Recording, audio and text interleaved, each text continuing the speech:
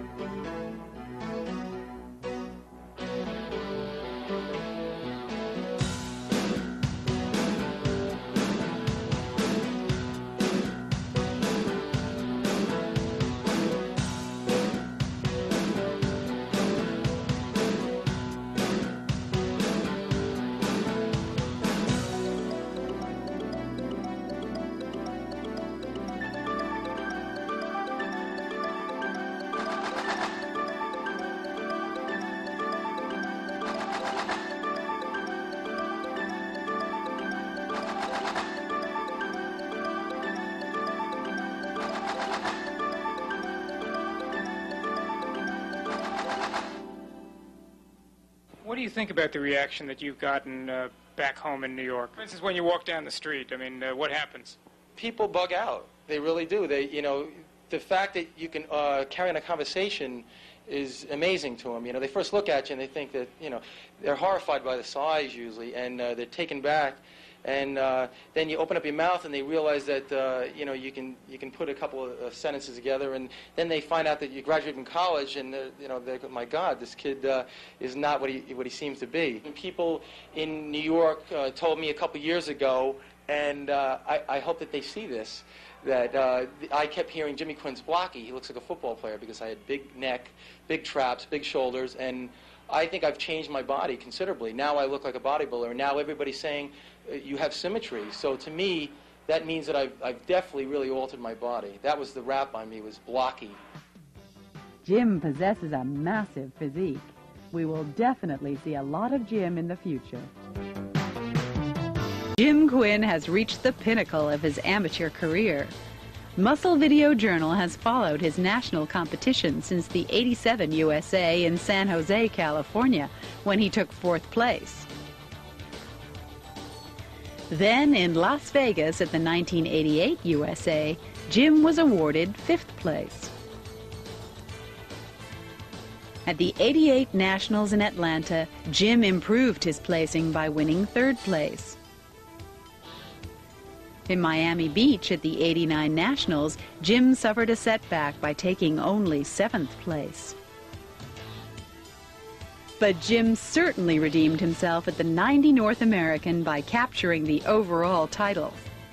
What's amazing in watching these various contest highlights is the vast improvement Jim has made over the years, especially in the area of his abdominals. He's been able to make his obliques smaller, thereby lessening the blockiness of his physique. Jim has finally put together the perfect package. Jim, an awesome victory for you. Yeah, but it wasn't an easy victory by any means, Carl. At first when I came here on Wednesday, I thought the way I looked that I had a real good shot. I felt comfortable, really comfortable. And then I had a little bit of trouble with spilling over with water like everybody does, and started playing around with it, and I looked a lot better at night than I did in the day. I kind of figured it out, getting a little bit smarter at my old age, but I came in real big. I weighed in at 261. I think by the time I got on stage, I was 56. So that's the way I got to compete. If I go into the pros, I'll probably go down to 47, 46. Come in really shredded. Come in shredded, yeah. At 46, 45 even, I think I'd be real shredded. Well, think of it this way, Jim. Most guys who have to go into the pros usually think about how much weight they're going to have to gain. Yeah. You have the luxury of being in the opposite direction. Well, when I started dieting, I was 285, and I've been up to 290 in the off-season. So, getting big is not a problem for me. I'm like a power lifter / bodybuilder. Video Action has been following your career since the earliest days that we can remember back, I guess, in 1984, 85, especially when you competed in the Eastern American Bodybuilding Championships in New York. You've come a long road since then. What was it like when you were starting out, when you were entering those shows, and you obviously had potential, but you didn't know how far you were going to be able to go? What went through your mind in shows like the Eastern when you'd be up on stage and you'd be, among the tops and the heavyweights? What were you thinking about then? Oh, God, the only thing I can recall, what really hit me was when I walked backstage at the Eastern America, and Mike Ashley was in the middleweight, or the light heavy, I'm sorry. John Natashak was in the middleweight, and Mike Antorino was in the heavyweight.